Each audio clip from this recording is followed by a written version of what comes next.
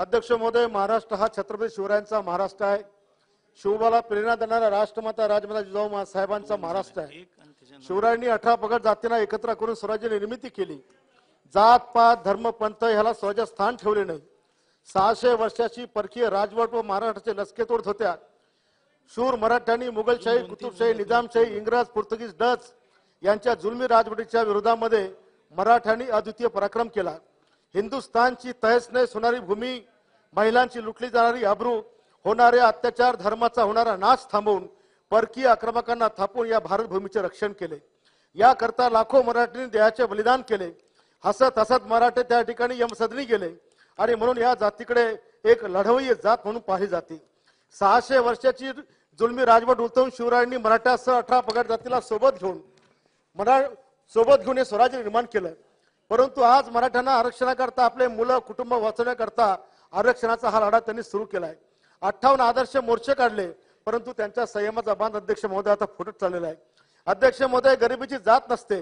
एखाद्या समाजात 1000-500 लोक श्रीमंत असले म्हणजे पूर्ण समाज श्रीमंत आहे अशी धारणा करणं चुकीची आहे. 50-60 वर्षापूर्वीच्या एकत्रित कुटुंब पद्धतीमुळे झालेले जमिनीचे तुकडे, निसर्गाचा मराठवाड्यावरचा असणारा सदैवचा प्रकोप, आर्थिक विवंचना, अल्पभूधारकाकडून भूमिहीनतेकडे होणारी वाटचाल, मुला मुलींचं अंधकारमध्ये दिसणारं भविष्य, या सर्व गोष्टीमुळे समाज मन अस्वस्थ झालेलं आहे. अध्यक्ष महोदय, देशामध्ये शेती करणाऱ्याला त्या काळामध्ये कुणबी म्हणून ओळखलं जायचं. ज्या वेळेस संविधानामध्ये 340 कलमामध्ये ओबीसीचा समावेश केला, त्यावेळेला या राज्याचे भाऊसाहेब उपाख्य पंजाबराव देशमुख साहेब हे मसुदा समितीमध्ये सदस्य त्या ठिकाणी होते. त्यांनी संपूर्ण विदर्भामध्ये पदयात्रा काढून सर्व लोकांना आवाहन केलं की आपण मराठ्याची जी जात आपली आहे त्याला ओबीसी म्हणून नोंद करावी. परंतु अध्यक्ष महोदय, मराठवाड्यामध्ये निजामांचं राज्य असल्यामुळे त्या ठिकाणी भाऊसाहेबांना ही जागृती करता आली नाही आणि म्हणून त्या ठिकाणच्या नोंदी ओबीसीच्या होऊ शकणार नाही आणि आज त्याचाच फटका संपूर्ण मराठवाड्या ठिकाणी सहन करत आहे. आज आमच्या वाशिम आणि बुलढाणा जागून असणाऱ्या मराठवाड्यातील अनेक जिल्ह्यामध्ये आमच्या विदर्भाच्या मुली आणि मुलांच्या सोयीकी झाल्यात. आणि आपल्याला माहित असेल की छत्रपती शिवरायांना जन्म देणारा राष्ट्रमाता राजमाता मासाहेब जिजाऊ ह्या देखील बुलढाणा जिल्ह्यामधल्या सिंदखेड येथील लखुजी जाधवांची कन्या असून त्या सून म्हणून वेरूळच्या भोसलेंच्या घराण्यामध्ये गेल्या. त्यामुळे विदर्भाचं आणि मराठवाड्याचं एक रक्ताचं नातं आहे. अध्यक्ष महोदय, आज लखुजी जाधवांच्या वारसांच्या नोंदी 98% ओबीसी मध्ये आहे आणि त्यामुळे या संपूर्ण मराठवाड्यामध्ये आणि या भागातल्या लोकांना नोकरी मिळत नाही, रोजगार मिळत नाही, मुलांचे लग्न होत नाही, मुलं आत्महत्या करत आहेत, वेस्ट इंडिजकडे वळत आहेत. किमान राज्यामध्ये नोकरीची सरासरी पाहिली तर 4-5% या समाजाची परिस्थिती. अध्यक्ष महोदय, आज महाराष्ट्रामध्ये आंदोलन चालू असताना त्या आंदोलकांचं ज्ञान, त्यांचा अनुभव, त्यांचं अज्ञान, त्यांचा अभ्यास, त्यांची जबाबदारी किती आहे अध्यक्ष महोदय, ते भावनेमध्ये आहेत. त्यांनी आंदोलनाच्या रूपाने दंड ठोकले म्हणून आमच्या सरकारमधल्या मंत्र्यांनी शंड ठोकावं, त्यांनी हाती दगड घ्यावा म्हणून मंत्र्यांनी काठी घ्यावी, त्या आंदोलकांनी हाती काठी घ्यावी आणि म्हणून मंत्र्यांनी तलवार घ्यावी, हे अध्यक्ष महोदय कितपत योग्य आहे. आणि म्हणून मंत्र्यांनी आपली जबाबदारी ओळखून या ठिकाणी अध्यक्ष महोदय काम केलं पाहिजे. अध्यक्ष महोदय, जे मंत्री या विषयावर आज संपूर्ण राज्यभर मेळावे काउंटर अटॅक त्या ठिकाणी करतात त्या मंत्री महोदयांनी अध्यक्ष महोदय अनेक वेळेस या महाराष्ट्राच्या विधिमंडळामध्ये मंत्री झाल्यानंतर शपथ घेतली. आणि काय शपथ घेतली अध्यक्ष महोदय? मी छगन भुजबळ ईश्वर साक्ष शपथ घेतो की कायद्याद्वारे स्थापित झालेल्या अशा भारतीय संविधानाबद्दल खरी श्रद्धा व निष्ठा बाळगेल. मी भारताची सार्वभौमत्व व एकात्मता उन्नत राखेल. अध्यक्ष महोदय, हीच एकात्मता उन्नत राखली जाते का? मी महाराष्ट्र राज्याचा मंत्री म्हणून माझी कामे निष्ठापूर्वक शुद्ध पद्धतीने पार पाडेल आणि संविधान व कायदा यानुसार सर्व तऱ्हेच्या लोकांना मी निर्भयपणे आणि निस्पृह तसेच कोणाच्या विषयी ममत्व भाव किंवा आकस न बाळगता न्याय वागणूक देईल. अध्यक्ष महोदय, हेच मंत्र्यांचं वागणं आहे का? आज अध्यक्ष महोदय, काल मी सभागृहामध्ये पाहिलं, आमदारांनी जर मंत्र्यांना प्रश्न विचारला, विरोधी पक्षाने विचारला तर मंत्री उत्तर देतात, आपण सूचना दिल्या तर मंत्री उत्तर देतात. परंतु अध्यक्ष महोदय, काल 293च्या चर्चेमध्ये स्वतः एक मंत्री उभे राहतात आणि स्वतःच्या जातीबद्दल, दुसऱ्या जातीबद्दल द्वेष निर्माण होईल अशा प्रकारचं वक्तव्य या सार्वभौम सभागृहामध्ये करतात. अध्यक्ष महोदय, हे निश्चितपणे हा सभागृहाचं पावित्र्य भंग करणारी ही गोष्ट. अध्यक्ष महोदय, आणि अशा प्रकारचा जाती भेद करून संपूर्ण राज्याला मोठ्या संकटामध्ये नेण्याचं हे काम मंत्री महोदय करत आहेत. छत्रपती शिवराय अध्यक्ष महोदय ते विसरले. छत्रपती शिवरायांची समाधी शोधण्याचं पहिलं काम महात्मा फुले यांनी केलं. महात्मा फुलेमुळे छत्रपती शिवराय जगाला कळले. महात्मा फुलेंनी शिवरायांचा पहिला पोळा ताठी निघाला.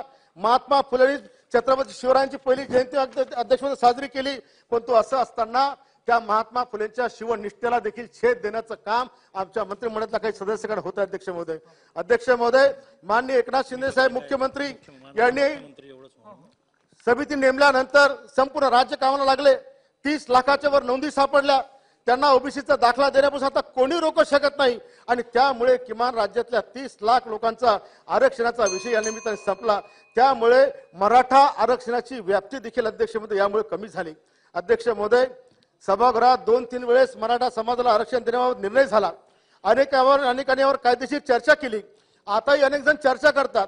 माझं असं म्हणणं आहे की कोणी मागच्या काळात काय केलं एकमेकाला नाव ठेवल्यापेक्षा अध्यक्ष महोदय मराठा समाजाने समाजाला आरक्षण दिलं आणि ते समजा कोर्टात टिकलं नाही. आज आम्ही जर निर्णय घेतला तरी मराठा समाजाचा महाराष्ट्र सरकार जर आज आरक्षण दिलं तरी मराठा समाजाचा पोरगा कधीच त्याला सेंट्रलचा कायदा नसल्यामुळे तो कलेक्टर होणार नाही, तो SP होणार नाही, तो IAS अधिकारी होणार नाही अध्यक्ष महोदय आणि त्याला FPC लागू होणार नाही. आणि म्हणून जर समजा या महाराष्ट्रातल्या मराठाच्या मुलाला आरक्षण द्यायचं असेल अध्यक्ष महोदय तर त्याला UPSC सवलती लागू झाल्या पाहिजे. त्याला IAS होता आलं पाहिजे, IPS होता होता आलं पाहिजे. आणि म्हणून न्याय प्रणाली राज्याला 50% पुढे जाऊ देत नाही. हे सर्वांना मान्य अध्यक्ष महोदय की आपण 50% पुढे जात नाही. शेवटी घटनेवर बोट ठेवलं जातं.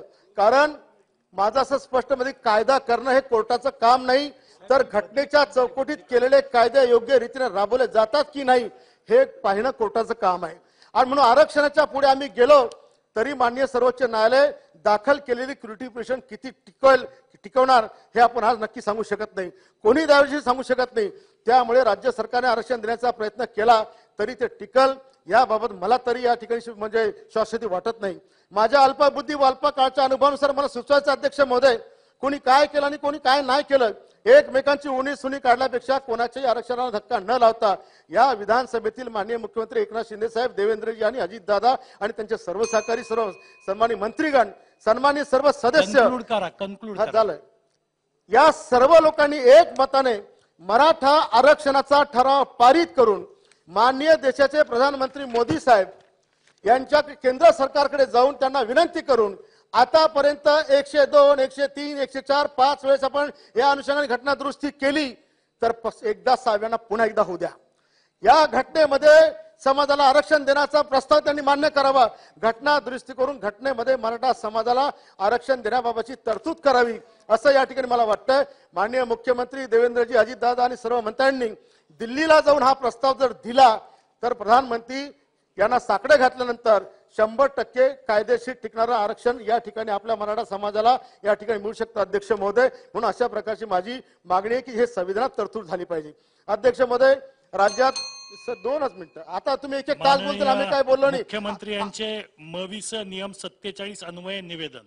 1 मिनिट थांबा 1 मिनिट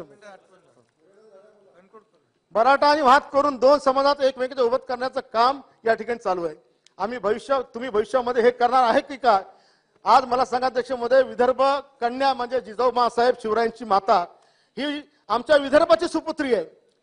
राजमाता जिजाऊ मासाहेब म्हणण्याची ओळख आहे.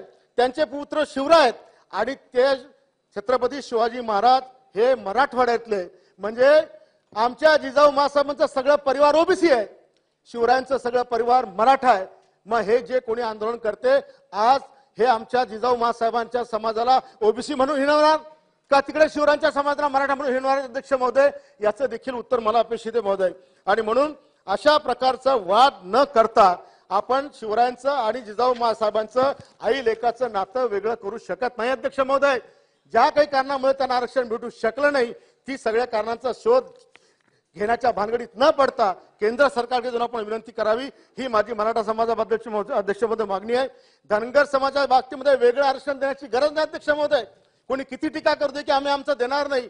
जी एक चूक संविधानामध्ये झाली एका अक्षराची ती देखील या 105व्या घटनेमध्ये ड च र केलं तर ऑलरेडी त्यांना आरक्षण अध्यक्ष मिळू शकते. त्याला वेगळं आरक्षण देण्याची गरज नाही अध्यक्ष महोदय. बंजारा आणि आदिवासी समाजाला आमचा विभाग जर सोडला तर केंद्र सरकारच्या सूचीमध्ये 35 नंबरवर नाही काढायचं रिझर्वेशन अध्यक्ष महोदय. पण केवळ आमच्या विदर्भातल्या लोकांना ते मिळत नाही आणि मग त्या संदर्भात देखील आपण पावलं उचलावी, हा देखील माझा अध्यक्ष महोदय ही मागणी आहे. ब्राह्मण समाजाच्या बाबतीमध्ये परशुराम विकास महामंडळ आर्थिक विकास महामंडळ स्थापनेची घोषणा आम्ही अर्थसंकल्पीय अधिवेशनात मागच्या केली. पावसाळी अधिवेशनाच्या पूर्वी त्या महामंडळ स्थापन करण्याची घोषणा अतुल सावे साहेबांनी केली. पावसाळी अधिवेशन गेलं अध्यक्ष महोदय, आता हिवाळी अधिवेशन आलं तरी मंत्री महोदयांनी आपला शब्द पूर्ण केला नाही. अशा प्रकारे मंत्री जर सभागृहामध्ये खोटं बोलत असतील, आश्वासन देऊन जर शब्द पूर्ण करत नसतील तर आम्ही समाजाला अध्यक्ष महोदय न्याय कसा त्या ठिकाणी देणार आहे. कोळी महादेव समाजाची तीच मागणी आहे, लिंगायत समाजाची तीच मागणी आहे, मातंग समाज अबकट करता झुंजतोय लढतोय, मुस्लिम समाजाची देखील मागणी आहे. या सगळ्या समाजाला सामावून घेण्याचं काम राज्य सरकारने केलं पाहिजे अध्यक्ष महोदय. आणि माझा विश्वास या राज्याचे प्रमुख एकनाथ शिंदे साहेब, देवेंद्रजी, अजितदादा, सर्व मंत्री आणि सगळे सदस्य या ठिकाणचा माझा विश्वास आहे की आपण सकारात्मक सर्व लोक निर्णय घेऊन केंद्र सरकारच्या घटनेत दुरुस्त करून मराठ्यांना आणि सर्व लोकांना आरक्षण द्या, ही माझी विनंती आहे. धन्यवाद. जय हिंद, जय महाराष्ट्र. माननीय मुख्यमंत्री.